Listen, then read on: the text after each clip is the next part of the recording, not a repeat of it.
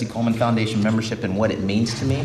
I'm going to bring up Ms. Thelma Rudd. She's going to talk a little bit about it, and I'm going to... Good morning, and I thank each and every one of you for being here this morning. I know it's a sacrifice for everyone. And so one of the questions that we were going to ask the ladies, and Ruby needs to leave because she has to get to therapy. And so the question that we were going to have, that we're asking each of our ladies that we are honoring here today, is making sure that we keep Bessie Coleman on the front. It's all about Queen Bess here. And so the question here that we're asking them, and that Ms. Horton will answer so she can move on, is that reflecting on the legacy of Bessie Coleman, her accomplishments and successes in the early 1920s, what aspect of Bessie Coleman do you most relate to? And I'll let Ms. Commissioner Horton answer that. Well, first of all, good morning. Okay, well, bizarre.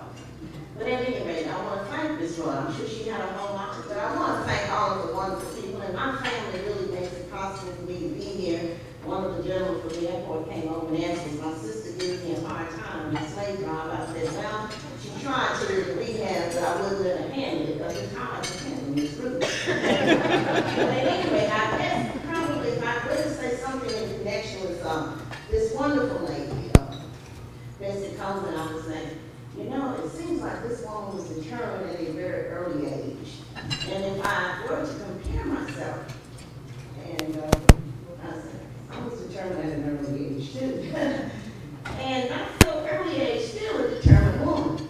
I can remember, if I just want to relate this, at my rehab, my first session was with a pretty tough woman who decided, I guess she was going to be American, and she was going to really be tough. And I guess maybe some people just want to believe that they could just get the best out of anybody, but it's the way you handle folks. So I guess in a way she kind of met up with a woman who said, no, we're going to do this a little different. I'm going to work hard, but it's going to be when I want to work and how I want to work. And I'm going to get there. I'll get there before you even think I'll get there, but it's going to be on my terms. I think Bessie Coleman was, I'm going to get there, but it's going to be on my terms. She was a determined young woman, and I'm so sorry that we were not able to hear the script and the video about this wonderful woman who, at the age, very early on, decided she was going to be an aviator. And what a story, because she came from humble beginnings, and yet none of those kept her from reaching where she wanted to be and where she ended up being. And as you heard, she not only was an African-American pilot, perhaps the first, but she was the first person to get her license, an international from America, an international pilot's license. What a wonderful, wonderful legacy that she has left for all of us, even people who are senior, above 50, okay? And this is a legacy for anyone, and it's determination and perseverance. Though it's hard, you have to persevere. And believe it, every day we do persevere. And I know pay. So for your pay, for occupying this space, we all have to pay a debt, and that's a debt to society. Make a difference. That's what I choose to do. That's what I will continue doing. Thank you. I love all of you. I appreciate you all.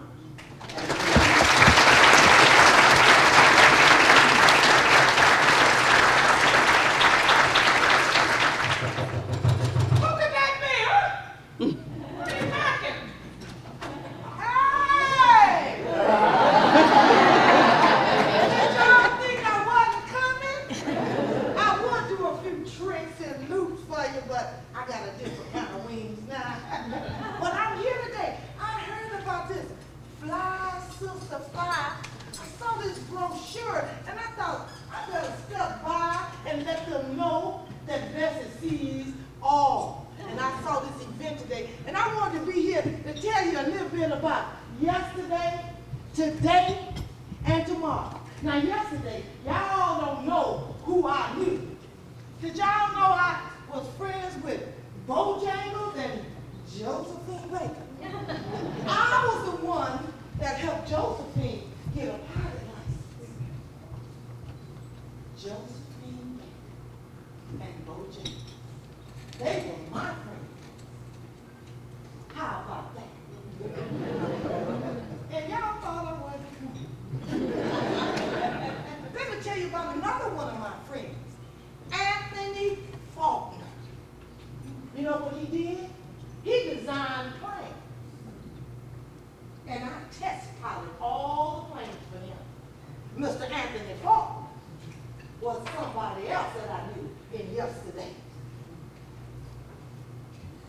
You know what else they called him now? The Flying Dutchman. Yeah, y'all sure looking like, do y'all know I heard about these events and I wore my flying beautiful scarf for y'all. I attended the second Pan-African conference with him. He was a man that made changes.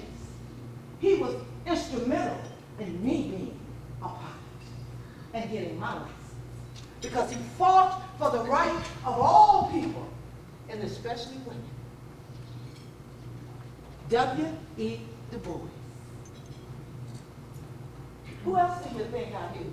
Honey, during those days, there were people that came, friends and strangers, helping me all along the way. William Glenn Curtis. Now, he was a manufacturer of planes. And guess what he did for me? He gave me my first aircraft. Mr. Curtis. Ma Ferguson was the first female governor of Texas. I like to hang around first females.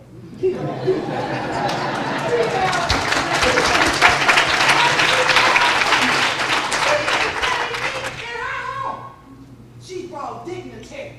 She brought people to meet me. She brought people to help me. Ma Ferguson was somebody that Bessie Coleman knew. How about that? Who else do you think I knew? William Willis. Shh. Now this was one of them secrets. You know, William helped finance. He bought me planes. Now what do you think they said about it? I got a new wig, y'all. I ain't gonna start no mess. I don't think y'all start no mess. Now you have to figure out was it true or not. But he helped me by planes. He helped me do a lot of things as the first female woman. Mr. William Willis. He also went in his debt with me. Now, what can you say? Secret. But to his dying death, we went together. And he helped me so much. I appreciate him. And most of all, another female first, Ida B. Wells. Now y'all know she did all kinds of things for women, children, men, but she was also our first. Ida B. Wells. You know, when times were getting hard, Ida sent me letters all the time of encouragement, of empowerment. She was my fly, sister fly. Ida B. Wells. Now, I wasn't there, but they said she did a wonderful job emceeing my funeral. Now you know Bessie, the brave one. I was probably already with my wings doing loops and flips in that other place. But I'm here to tell you today, that was yesterday. A little girl from the cotton fields had a dream. Dare to dream, dare to be more, dare to live your greatness and be who you came here to be. That's who Bessie was.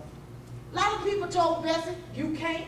Bessie didn't even know how to say can't. Bessie said, who said that? I'll see y'all later. Because I got to fly. That's what Bessie said. And today, all these young people here, fly sisters fly. Fly sisters fly. Fly. Whether you fly, you work on it, build them, be in it. Get in where you fit in, what you like. And tomorrow, be as the brave Bessie, a legacy. 15 years. Yeah, y'all, I had to fly her down today and let you know. Bessie got the wings and she see you all the time. So keep the legacy, make your own, and be the great things that you are.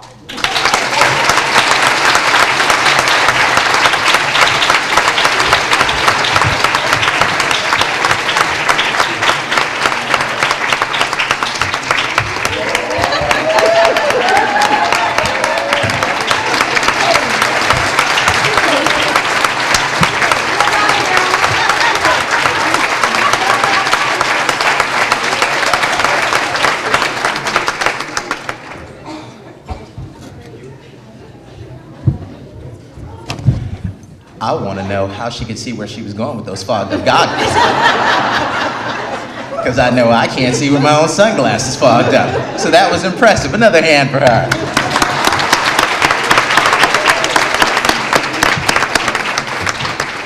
Next, what we'd like to do is we'd like to introduce you and kind of orientate you to a new aspect of the Bessie Coleman Foundation. This year they had their first annual Bessie Coleman Foundation Leadership Academy.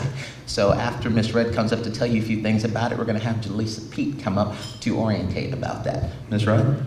Tomorrow, we as the brave Bessie, a legacy. 15 years. Yeah, y'all, I had to fly her down today and let you know, Bessie got the wings and she see you all the time. So keep the legacy, make your own, and be the great things that you are. And here they are, right here. And so this particular mural right here will be given to the Ida B. Wells Museum in Holly Springs, Mississippi. So I encourage each and every one of you to do that. So quickly, on June 15th and 16th, the 15th being the anniversary of when Bessie Coleman received her pilot's license here in Memphis, we initiated our first Bessie Coleman Aerospace Leadership Academy. And we have several of the young ladies, if you will stand, those ladies that participated in the academy. We talked here with these young ladies not only about aviation and aerospace, we spoke with them about goal setting, communication, conflict resolution, finances, and again, this was our first time doing this. And so we have one of the young women that participated with it. Jaleesa Pete is going to speak to you about her experience and what she thought about the Leadership Academy.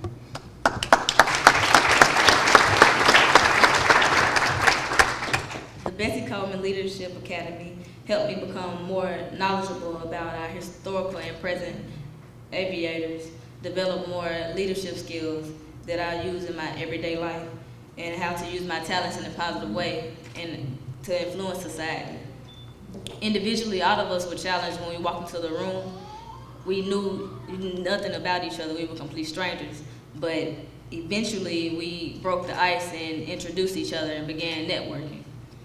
We heard passionate stories about Bessie Coleman and how she made it possible for us as African American women to sit down and come together to learn about her on June 15, 2010.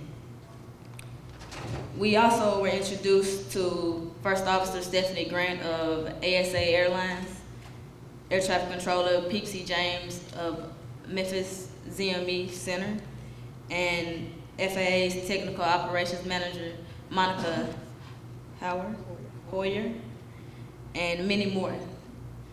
We toured several aviation-affiliated facilities such as the Memphis Air Traffic Control Tower, our en route center, Tennessee Technical Institute, where they did propulsion and maintenance classes. We also were able to go into the hangar of the Air National Guards here in Memphis. As we toured the center and the tower, I fell deeper in love with what I have a passion in doing, which is air traffic control. But however, I am considering after I graduate from MTSU to get my airframe and power plant license.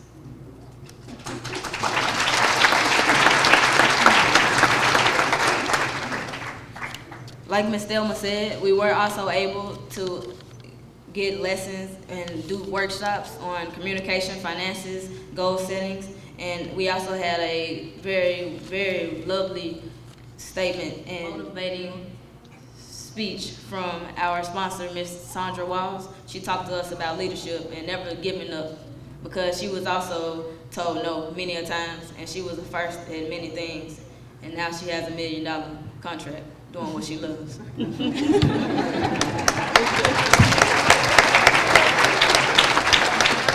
I'd like to bring up Mr. Thomas Johnson to introduce your keynote speaker for today. Good morning. Good morning. Thank you all for coming. I've been given the honor here this morning of introducing Ms. Tiles, and I'm going to speak a little bit about her background, and what this means to me reading her bio. Before we get started, I need to clean up a little bit. This morning I was introduced as Dr. Johnson. That's about 20 months away, but following the Enron Goldman Sachs thing, I don't want to oversell my stock. You know, that would be a bad thing. There are 4 words that came to mind when I read her bio. The first was dream. The second was courage. The third was persistence. And the fourth, and perhaps most important, was excellence. Can you say those for me? Dream, courage, persistence, and excellence.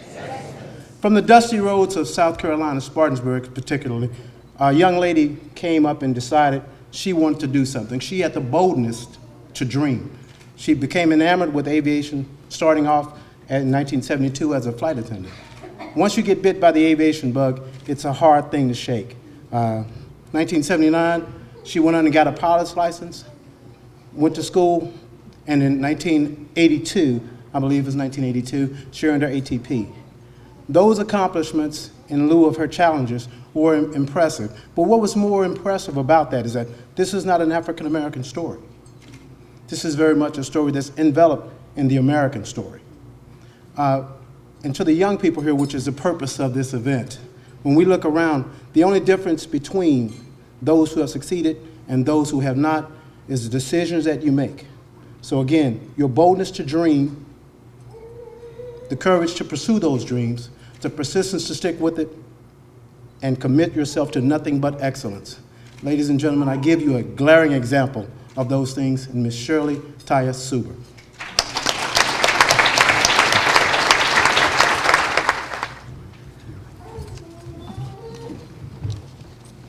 Good morning, ladies and gentlemen.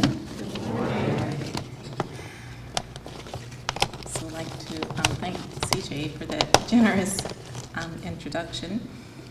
And though Mayor Wharton has left, I'd like to commend him and thank him for his commitment to our youth through the Office of Youth Services and Community Affairs. I wish to encourage the 560 youth that are serving in supportive roles to improve their neighborhoods. I'd also like to acknowledge the first president, or the current president of the Bessie Coleman Foundation, Mrs. Thelma Rudd. And the foundation's Yes I Can initiatives with their children, putting into action one of President Obama's famous aphorisms, yes, we can. 15 years ago, in 1995, Mrs. Rudd was instrumental in getting the Bessie Soars Through the Skies exhibit here in Memphis in the Aviation Historical Room. It was an honor for me to participate in the unveiling of that exhibit. Ms. Rudd spearheaded the idea, as I understand it, of the Bessie Coleman Aerospace Leadership Academy, and kudos to the 2010 graduating class of that academy. I commend them on the role that they're playing in keeping Bessie's dream alive as young aerospace leaders. Those young adults are standing on broad shoulders of models like Monsieur Eugene Bullard, born in Georgia but went to France to receive his flight training. Monsieur Bullard implemented the old African proverb, each one should teach one, as he mentored Bessie Coleman. As you well know, June 15, 1921, Mrs. Coleman received her international pilot's license, enabling her to fly anywhere in the world and becoming the first American to do so. 2 years later, 1923, well-known aviatrix Amelia Earhart received her pilot's license. During the late 30s, Chief Alfred C. Anderson, father of modern aviation, and owner of the Tuskegee Institute of Flying School, was instrumental in training the distinguished Tuskegee Airmen of World War II, and such fame notables as Lieutenant General Benjamin O. Davis, General Daniel Chappie James. As a matter of fact, I have a keepsake photo hanging in my office of Chief Anderson and I taken in the late 80s when he was on his way. He made a brief stop at O'Hare on his way back from the Paris Air Show held at Le Bourget. And the few cherished moments that I had with Chief, I can recall him saying with tears in his eyes, "Shirley, now that United has hired their first black female pilot, the doors of aviation are finally starting to open, and I can rest easy now." So I say, continue to rest well, Chief, my friend and mentor. Unlike Chief's successful Tuskegee Flying Institute, Bessie never realized her goal to open a school for people of color and to introduce them to the fields of aviation technology. However, her dream lives on in such notable individuals as physician and astronaut Dr. Mae Jemison, U.S. Air Force Brigadier General Stacey Harris, U.S. Air Force Captain Christina Hopper, and Lieutenant Colonel Beverly Armstrong, Jill Brown, Captain Patrice Clark, and the list goes on and on. And the latest, the 16-year-old Barrington Irving, first black and youngest person to pilot an airplane around the world. It's just to name a few. Anyway, they relentlessly move forward, undaunted by the social ills of America in an effort to pursue Bessie's dream. Over 84 years after her death, and I salute each and every one of them.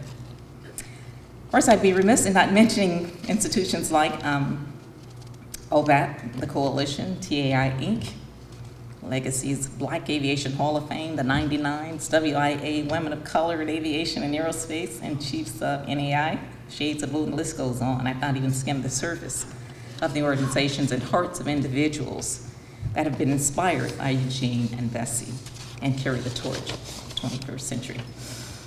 I did not realize that 39 years ago, at the age of 21, when I began my career in aviation as a United Airlines flight attendant, that God would touch me with Bessie's spirit. I can recall spending time on the flight deck, asking the guys about the mechanics of flying and becoming more and more intrigued with the idea of piloting my own airplane. I set it as a 5-year goal. So 11 arduous years later and 2 additional children later, my dream finally came to fruition. It was during that 11-year period that the Navy began to train female pilots in 1974, followed by the U.S. Air Force in 1976. I was actually moved by Captain Emily Warner when I saw her on the front page of Parade magazine in 1976, and Captain Warner was the first female to fly for a scheduled airline. I enthusiastically began my flight training 1 month before my 27th birthday in 1977. I was considered to be a late bloomer because most pilots have an avid interest in aviation at 15 or 16, just as young Barrington had. And anyway, my first solo flight, I can recall August 2nd, 1977. It's under the tutelage of First Lieutenant Belta Ben. Belta is a WASP, or Women Air Force Service pilot, and flew trainers in World War II. She's quite a lady and still doing consulting work for the NTSB and giving biennial flight reviews. Anyway, Belta had just signed me off, and she got out of the airplane, and she said, "Okay, you take it around yourself." And it's like, I remember getting in the airplane and, wow, taxiing out the end of the runway. It was like, meticulously checking, mentally checking to make sure that everything was okay. I mean, it's a far cry from South Carolina, It's like, Anyway, as I rolled down the runway, I was like, just hysterical, and I climb out, and then it's like it hit me. It's like I'm 1,000 feet above the earth. And it's like, so I regained my composure, my equanimity, and brought it around for a smooth landing. And the occasion was especially memorable because it was also my father's birthday. And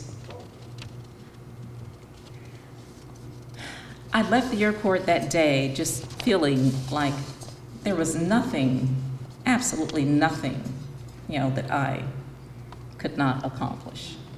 And it's that level of confidence that can be parlayed into excelling in whatever field, whatever your chosen field may be. Just be passionate about pursuing it.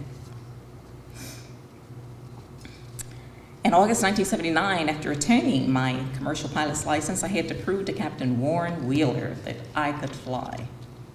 Warren was Piedmont Airlines' first black pilot and set very high training standards for his pilots.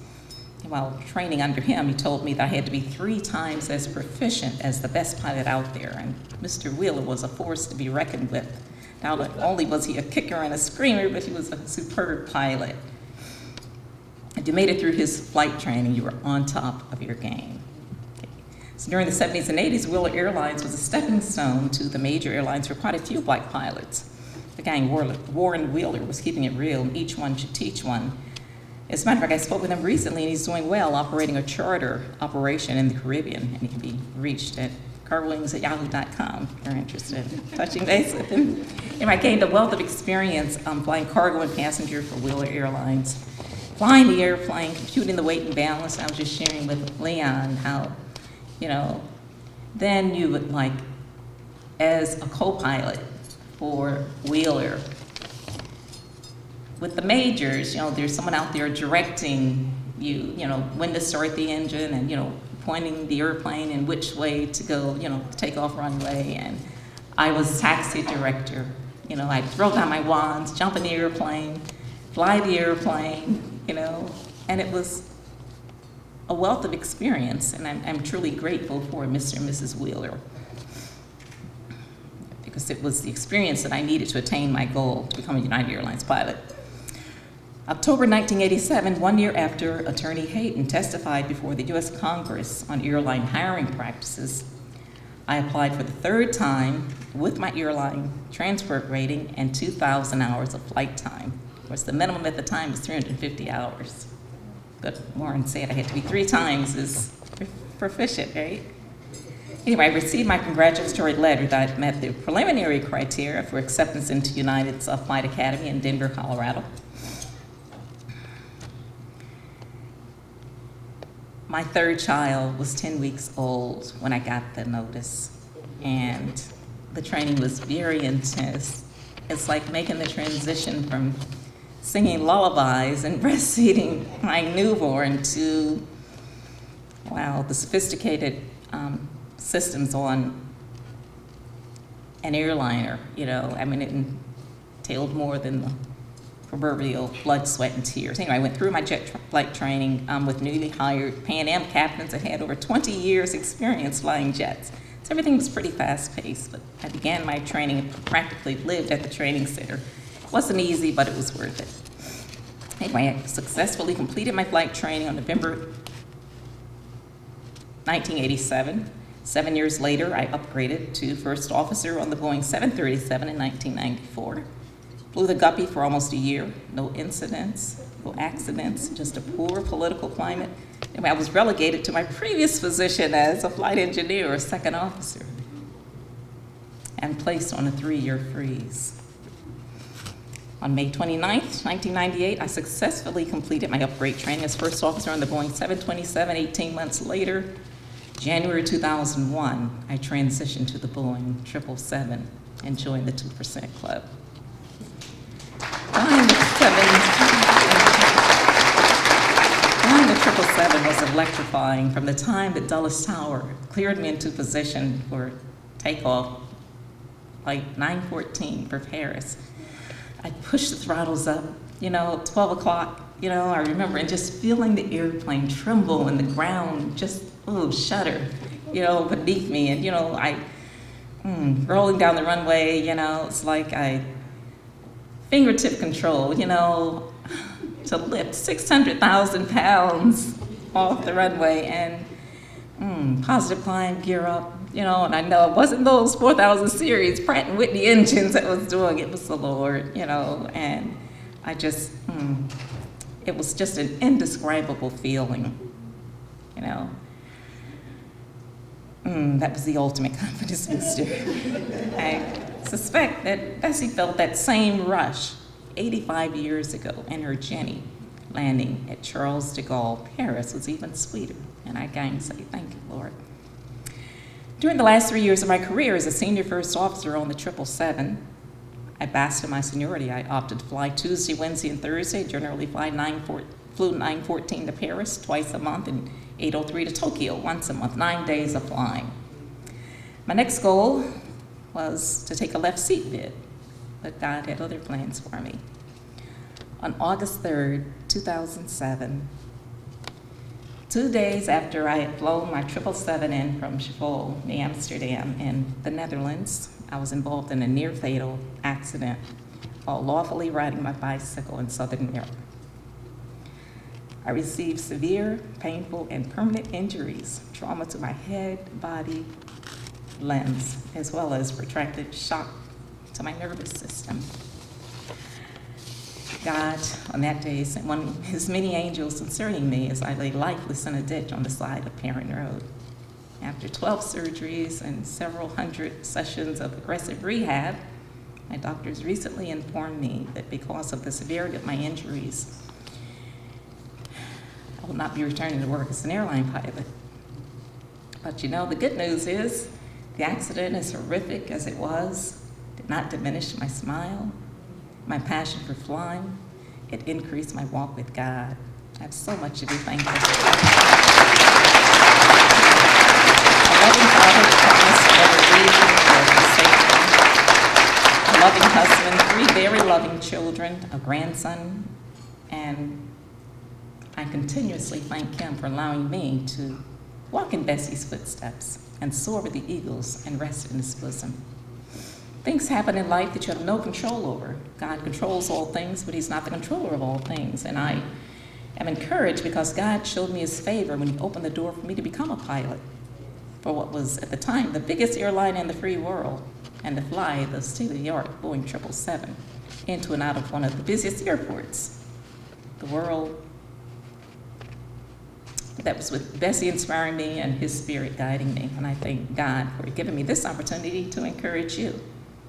I thank each and every one of you for the part that you're playing in keeping Bessie's spirit alive and for being the wind beneath our wings. In closing, I want to remind you that it's on Monsieur Bullard's, Amelia's, Chief Anderson's shoulders that we stand. I justify we because each and every one of you have the spirit of Bessie, Monsieur Bullard, Amelia, and Chief Anderson inside of you. And that spirit, and united with the Spirit of God, is how you define true success. So may God continue to bless you and keep you. Now let's go fly.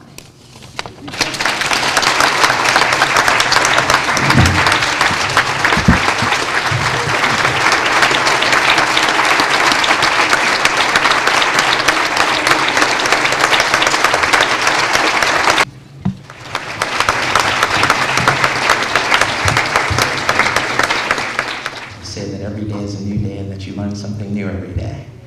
And very seldom are there things that truly move me. And my wife is sitting here, and she can tell you that though I knew, not saying that I don't know Bessie Coleman and all her legacy, but my oldest daughter, who's 11, doesn't know Bessie Coleman, but she's been flying since she was 8. And she'll be our 3rd generation aviator for our family. And she doesn't even know the path that she's building. I can also say, as we're sitting here honoring these ladies today, 2 of these ladies play a huge factor in my daughter's life, just as much as my wife and my family does. One of the first things we always decided from the moment we had our first child, we have 3 daughters, we decided we would always surround them with women that exemplified all the things that we taught them that they could achieve in life. And I'm just blessed because Miss Tanika Johnson and Miss Dawn Cook and quite a few other people that are factors in my children's life. They call for them every day. They come to visit them when they're in town. What you see in Tanika's bio is that she's an author of a book, a published author, Nikki the Airline Pilot. And one of the things I can tell you is that when Tanika comes home from Africa, she's gone, is it 2 months on, 1 month off? When she comes home, one of the first things she always does is makes it a point to call my wife and ask her when she can come spend time with my girls. And I never get the opportunity to tell her as much as my wife or Dawn how much that little gesture, how much of a difference it makes in the lives of my children. Thank you. The next thing we want to do is we want to bring up Tahira Brown, and she's going to take a few moments to ask the questions about the Bessie Coleman Foundation and what it means with Sisters of Distinction.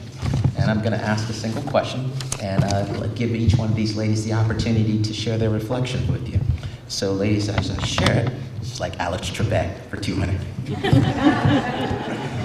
Basically, what I've been asked to present to each of you is, as you reflect on Bessie Coleman's legacy, her success, and her accomplishments in the early 1920s, and everything in the environment surrounding it, what aspect of Bessie Coleman's drive, ambitions, and revelations do you most relate to? If we could start down at that end of the table.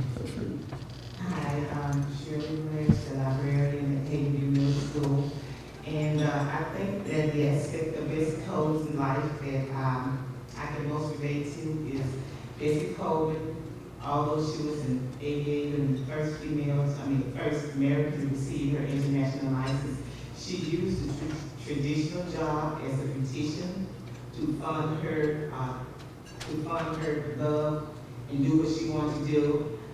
I have a traditional job as a school librarian, and I am using that to work with young ladies and show them that there are other opportunities and options out there besides the traditional jobs and traditional things to do. So that's showing them that they should have an opportunity or whatever and be able to step outside the box and try something new.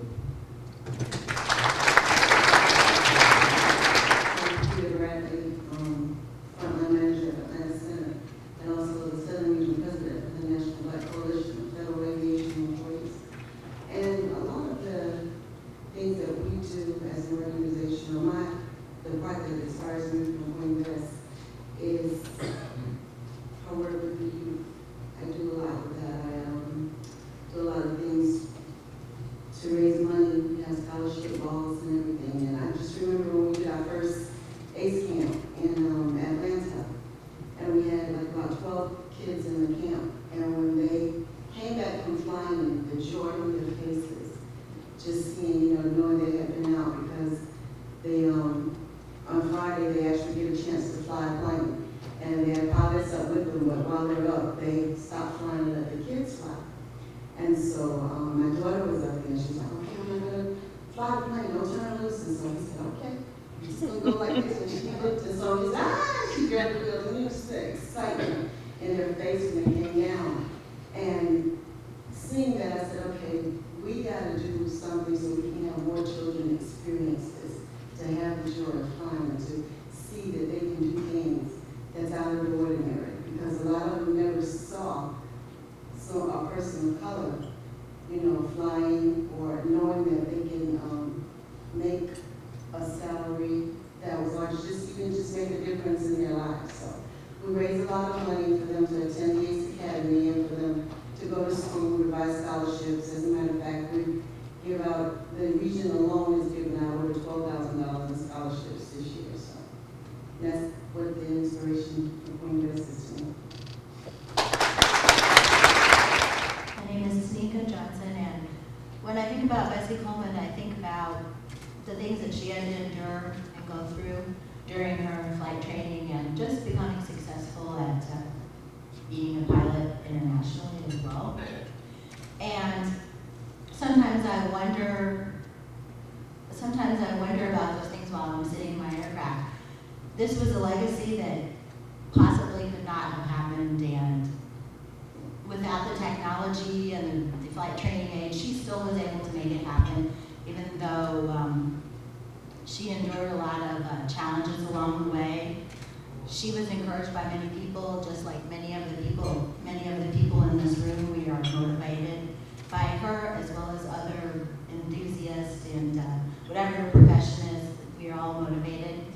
And I think that she was a person that was of good character, integrity, honesty, and she's an example that many people can look up to. I know that for me, flying overseas, when I took my first position, I went to India and I didn't know the language, and through college and high school I took various foreign courses, but it wasn't enough to prepare me for what I was about to embark upon, and I'm just guessing that Rosetta Stone was not around at that time. So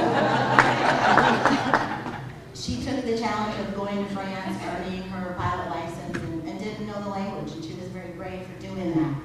And so for me, being motivated by her and being inspired by so many other women that have come before me, she is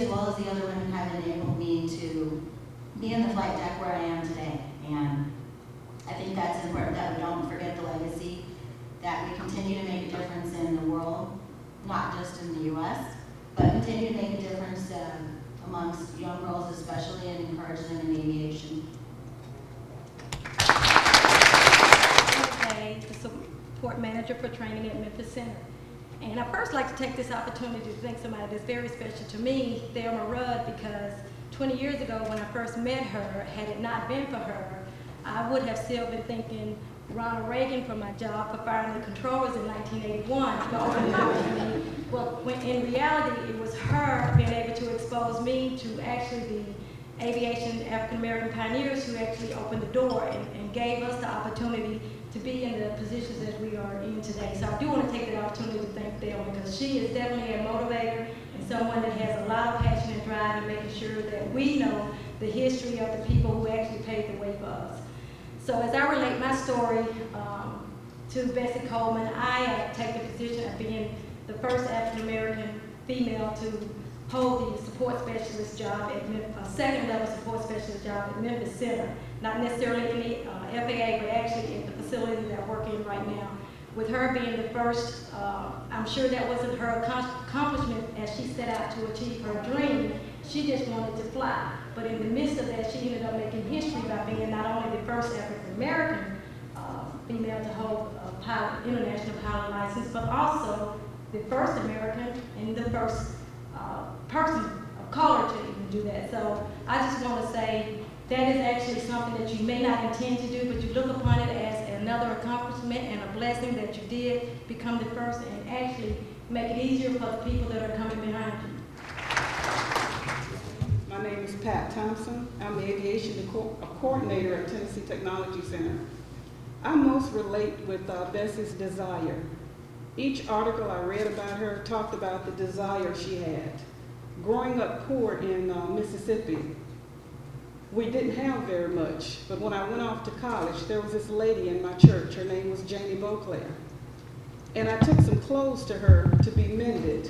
And when I went to pick them up, I asked her, "What do I owe you?" She says, "Nothing, just do good." When I got my clothes home, there was money in the pockets.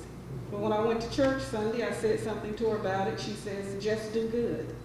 So Miss Beauclair and I formed a very strong relationship. I always visit her when I came home from college, and she would always tell me, "Just do good." So I had that strong desire just to make a difference in someone else's life the way she did me. And the best part of my job is when our graduates come back to us and tell us how successful they are and what a difference we made in their lives. My name is Dawn Wanzer, and I'm an airline pilot with Delta Airlines. I fly 737 out of New York, and I'm able to do my job. I'm able to sit in my seat, and I'm able to go to work and love what I do because of all those that came before me, because of Shirley Tice, because of Patrice Clark, because of Bessie Coleman. And due to her and reading her story, the way that I relate is honestly her fire. When people told her no, she moved on, and that fueled her fire. And there were plenty of people in my career that told me no, that I should be a teacher, or that I would be, someone told me I should be a mom. I was like, well, I'm not that tall, and I'm not interested, so I'd rather fly an airplane. So it fueled my fire in every way, shape, and form when someone told me no. I think it's amazing that she can think outside the box. When the United States wouldn't help her with her pilot's license, she went elsewhere. So I think regardless of what you do, where you go, if you have that passion, it's amazing what you can do when that you don't know that you can't. And you should take that with you wherever you go. Thank you. My name is Kathy Ross, and I'm very proud to work for FedEx Express. I've had a long career with the company, and I can tell you that it also represents the same thing that I really love about Bessie Coleman.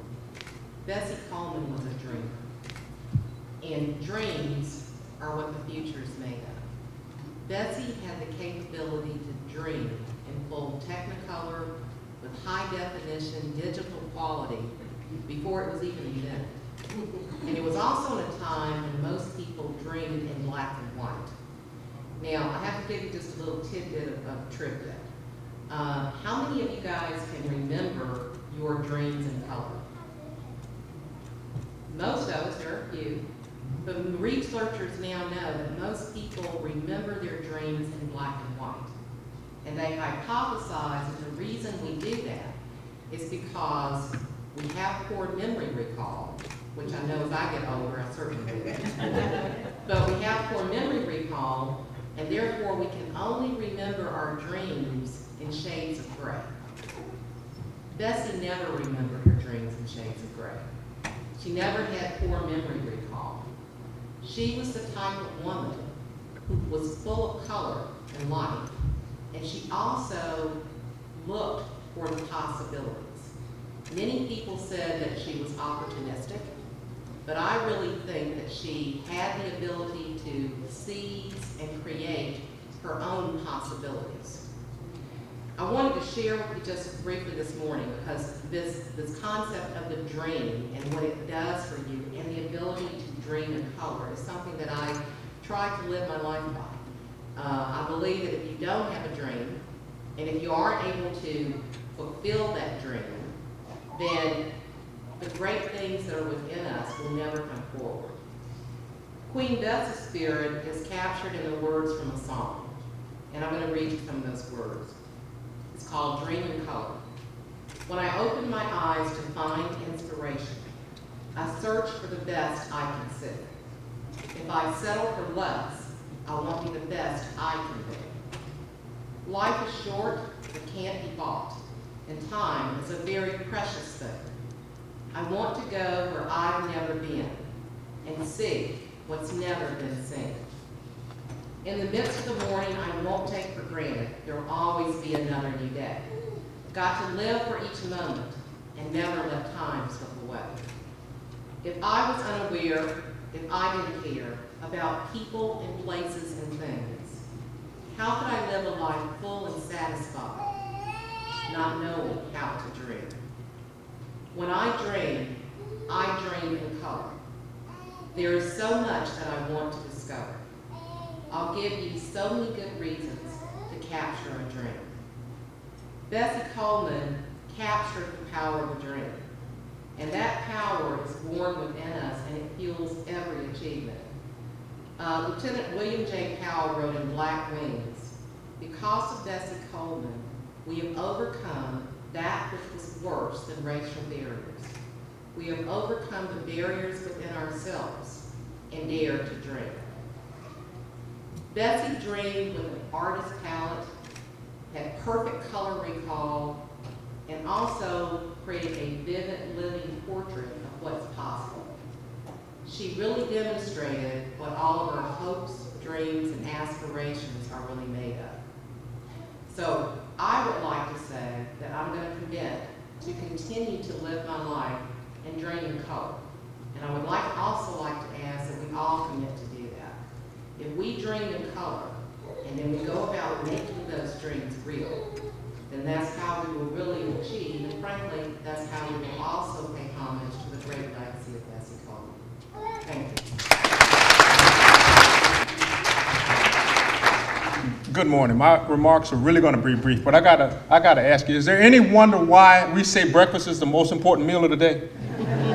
I mean, after being uplifted and inspired, what a way to start a week. And to your honorees, I tell you what, it's amazing, and particularly to Ms. Tyus. But on behalf of the Organization of Black Aerospace Professionals, I want to thank you and also welcome you to the conference. The ladies, Bessie Coleman Foundation, and the few guys that are out there working with them, can you help me in giving them a wonderful round of applause? Like I said earlier, this is just a fantastic way to start a conference, and you folks are in for a real treat. I have to go because I have a board meeting that's starting in about 2 minutes, but I had to come and say thank you again, and ladies, it's been fantastic. Thank you for the ride. Ms. Hannah Dixon is going to come up and make one last statement. Thank you.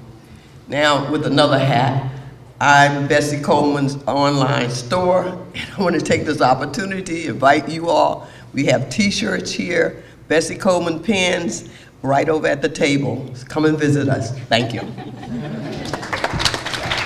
close out our program today, I'd like to bring up once again the new incoming president of the Bessie Coleman Foundation, Ms. Thelma Rudd. Give her a hand, please. And her little sidekick partner. you know, we've come to the end of the program. It seems like it's been a long time to me because we've tried to do so much.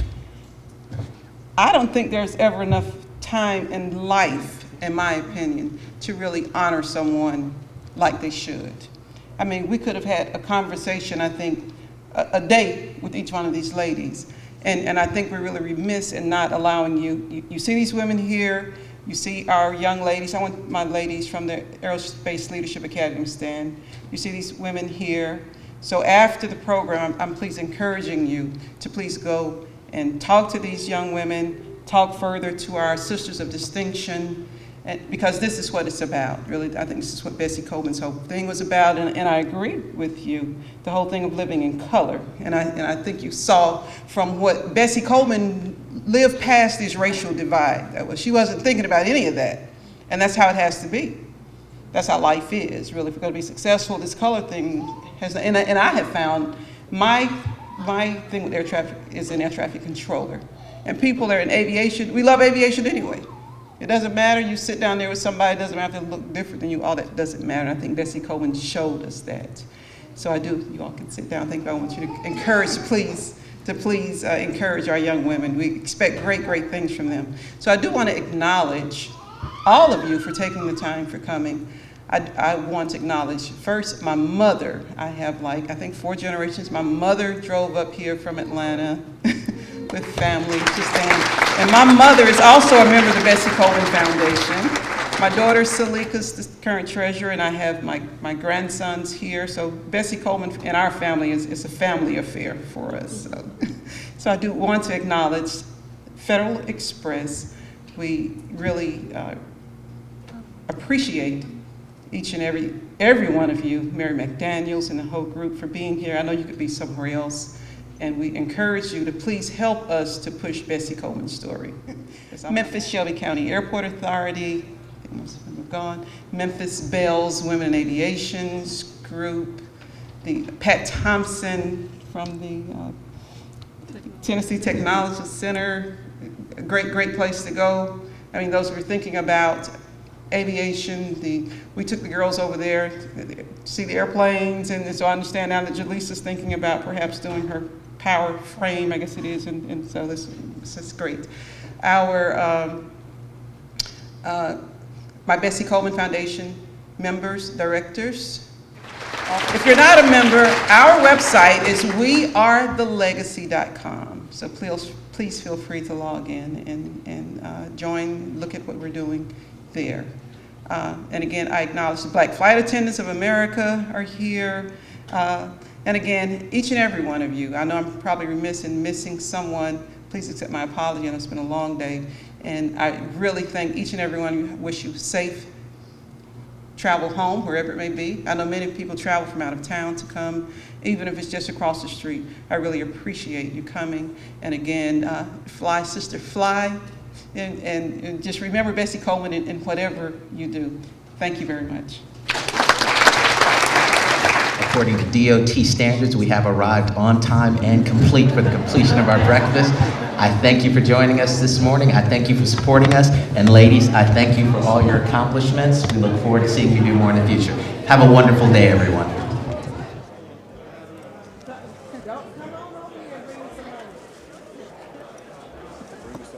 Right hand no rest. What else I got? That's $50 you need there. Really? I don't know what it's telling me. What is me? What? There was 75. DC is the highest in the country. It's higher than most other. We have come so far. We have seen so much. But there's so much more to do. So tonight, let us ask ourselves, if our children should live to see the next century, if my daughters be so lucky to live, what change will they see? What progress will we have made? This is our chance to answer that call. This is our moment. This is our time. Open doors of opportunity for our kids. Restore prosperity, promote the cause of peace. To reclaim the American dream and reaffirm that fundamental truth that out of many we are one. That while we breathe, we hope. And where we are met with cynicism and doubt, and those who tell us that we can't, we will respond with that time of freedom that sums up the spirit of a people. Yes, we can.